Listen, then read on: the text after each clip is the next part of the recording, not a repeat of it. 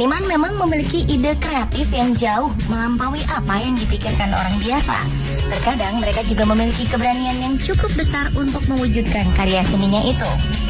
Seperti yang dilakukan beberapa orang berikut ini. Mereka mencoba mewujudkan mahakarya berbentuk lukisan di lokasi-lokasi yang tidak biasa atau aneh bagi kebanyakan orang.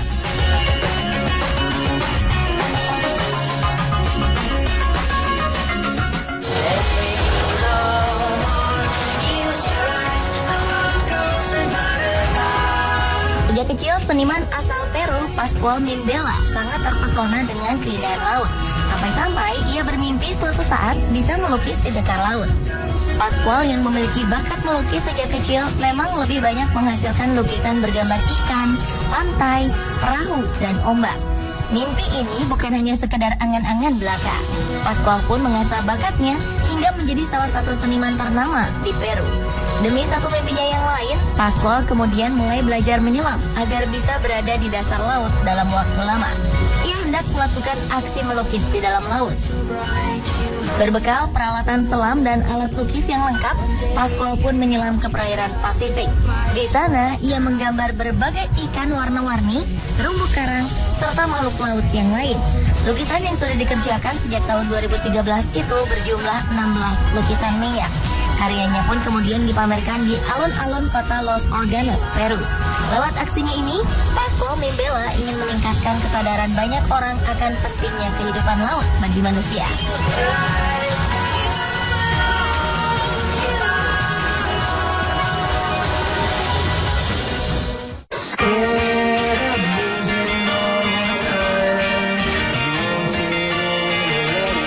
Selanjutnya adalah Andrés Amador yang menamakan dirinya pelukis alam. Andrés menuangkan seluruh inspirasinya di atas pasir pantai. Menurutnya, dengan melukis di atas pasir pantai, ia tidak perlu mengeluarkan biaya untuk membeli kanvas dan cat, karena modalnya hanya beberapa tongkat kayu dan sapu kawat. Pelukis yang sangat menyukai pantai ini membentuk gambar-gambar geometris dan bertema alam yang berukuran raksasa di pantai-pantai yang ia kunjungi. Mengingat pantai memiliki waktu pasang naik dan surut, Andrés harus mempelajari kapan waktu yang tepat baginya untuk membuat mahakaryanya yang bersifat sementara itu. Jika ingin melukis, Andrés harus mempersiapkan diri pagi-pagi sekali sebelum matahari terbit. Ketika matahari sudah muncul di garis pantai, barulah ia mulai melukis. Uniknya, Andrés hanya punya waktu beberapa jam saja untuk mengerjakan sebuah proyek lukisan pantai. Biasanya sang pelukis akan membuat outline lukisan tersebut, lalu kemudian teman-teman akan membantu menyempurnakan gambar tersebut. Ketika sudah waktunya air naik, maka waktu untuk melukis pun habis. Sebelum itu terjadi, Andrés akan mendokumentasikan hasil lukisannya dengan menggunakan kamera, karena mahakaryanya itu akan segera disapu oleh ombak yang menggulung ke pantai. Meskipun tidak bisa bertahan lama, Andrés sangat menyukai saat dimana lukisannya disapu oleh ombak.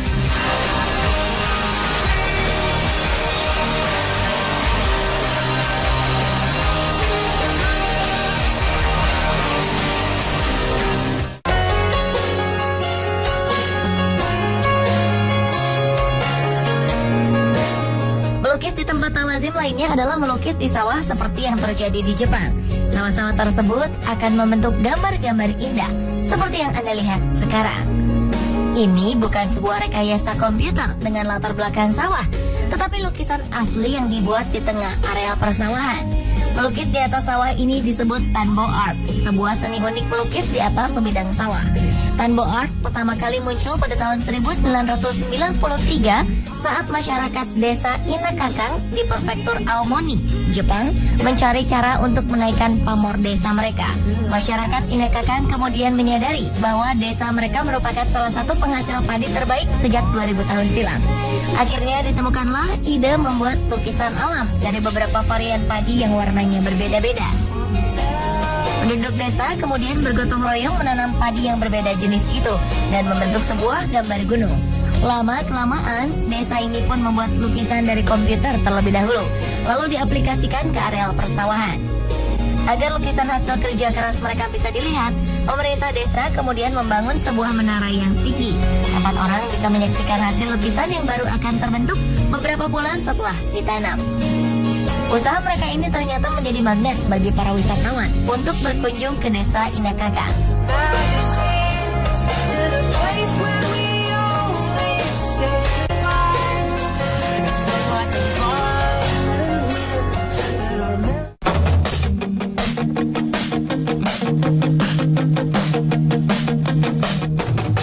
Jika di Jepang ada tradisi melukis di sawah, masyarakat Yunan di Cina memiliki tradisi melukis di tubuh kerbau.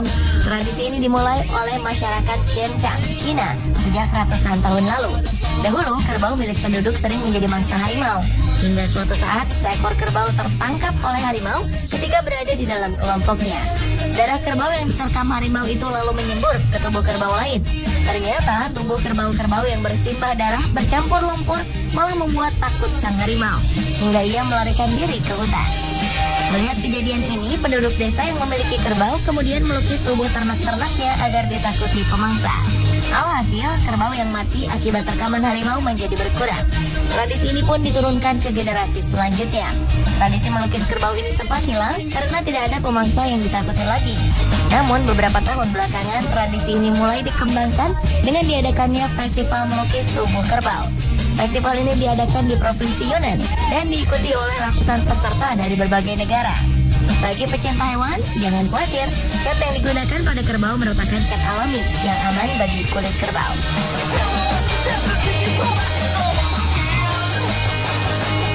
Pemirsa, itulah beberapa lukisan yang diciptakan di tempat-tempat yang tak lazim digunakan.